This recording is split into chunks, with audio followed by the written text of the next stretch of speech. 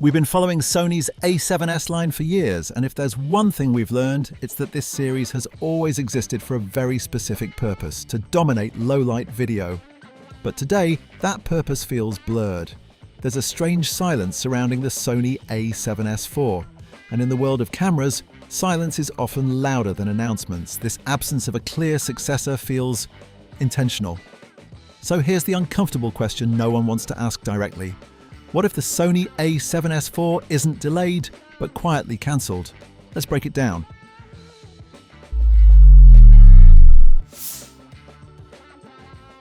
Ironically, for a camera that might not exist, the Sony A7S IV has been surrounded by some of the most fascinating rumours in recent memory. And these aren't vague speculations, they're detailed, conflicting, and at times completely contradictory. On one side we have whispers of a modest evolution, a slightly higher resolution sensor, around 16 megapixels, with improvements in readout speed, dynamic range, and autofocus. This version feels like a natural continuation of the A7S III philosophy. Not revolutionary, but refined. Better oversampling, improved rolling shutter performance, and enhanced HDR capabilities at the sensor level. It's the kind of upgrade that purists would appreciate, those who value image quality over spec sheet bragging rights. But then there's the other side of the rumour mill, and it tells a completely different story. Some insiders suggest a far more ambitious direction: a fully stacked 24MP sensor with next-generation architecture, capable of handling extreme frame rates and advanced video modes like 6K recording with no crop. Add to that a triple-base ISO system, and suddenly the A7S IV transforms into a low-light monster with serious cinema ambitions. This version doesn't just evolve the A7S, it redefines it. And yet, here's where things get messy. There's no consensus, no clear direction, just fragments of possibilities. One leak suggests Sony is playing it safe. Another claims they're going all in. Some believe resolution will remain low to preserve the series' identity. Others argue that in 2026, anything below 6K feels outdated. What we're seeing isn't just speculation, it's confusion. And confusion usually means one thing: the product itself may not be finalized, or may not exist in the form we expect.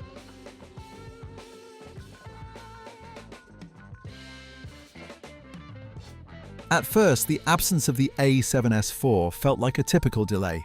After all, Sony isn't known for rushing products, but as time passed, the delay started to feel different. It's been years since the A7S III launched, and in that time, the industry has changed dramatically. Competitors have pushed forward with higher resolutions, better codecs, and more aggressive innovation cycles. Meanwhile, Sony has remained quiet.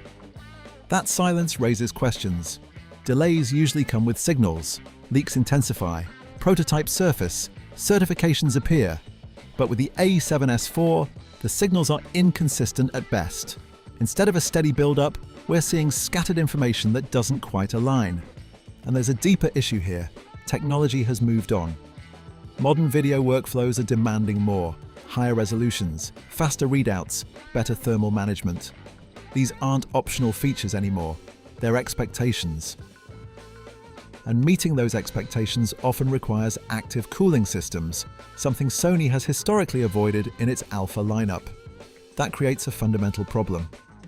To truly compete, the A7S IV would need capabilities that might push it closer to Sony's cinema cameras. And if that happens, it risks overlapping with products that already exist. So the delay might not be about perfecting the camera, it might be about deciding whether it should exist at all.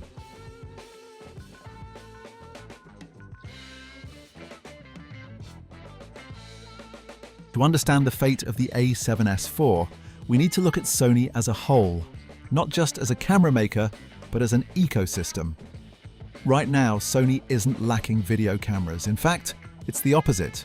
Their cinema line has expanded aggressively, offering tools specifically designed for filmmakers.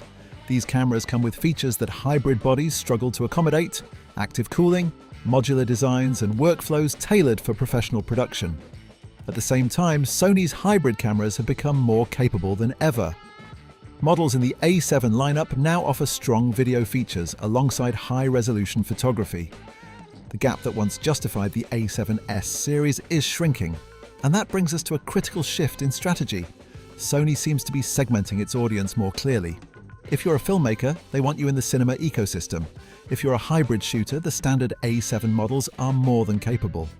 The A7S series, which once sat comfortably between these worlds, now feels like an overlap rather than a necessity. Even internally, the structure of Sony's development teams plays a role.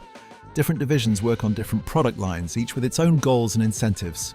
In theory, this could support the existence of both an A7S IV and a cinema counterpart, but in practice, it can also lead to competition within the brand itself. And then there's the sensor business, arguably Sony's biggest advantage. Developing new sensors is expensive, but scaling them across multiple products makes economic sense.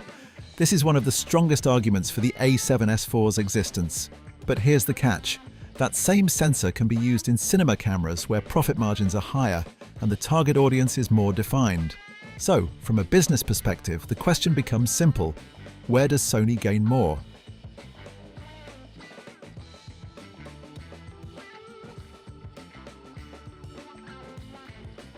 Saying the Sony A7S IV is cancelled might sound dramatic, but it captures a growing sentiment within the community.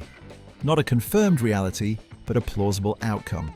Because when you step back and look at the bigger picture, the signs are hard to ignore.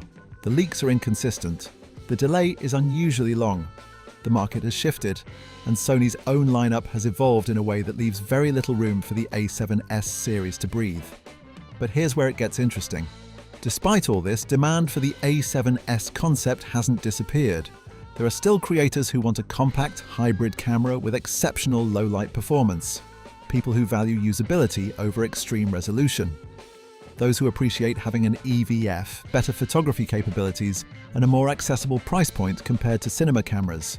And that's what makes this situation so complicated. The A7S IV doesn't just represent a product, it represents an idea. An approach to image making that prioritizes sensitivity, reliability, and simplicity. Cancelling it would mean more than removing a model from the lineup, it would mean abandoning a philosophy. So is it really cancelled? Maybe not officially, but strategically it feels like Sony is moving in a different direction. If the A7S IV does arrive, it will need to justify its existence in a lineup that has outgrown its original purpose. It can't just be a better A7S III, it has to be something more, something that redefines what this series stands for in 2026 and beyond. And if Sony can't find that identity, then yes, the A7S IV as we know it might already be gone. Subscribe for more content like this and we'll see you on the next one. Thanks for watching.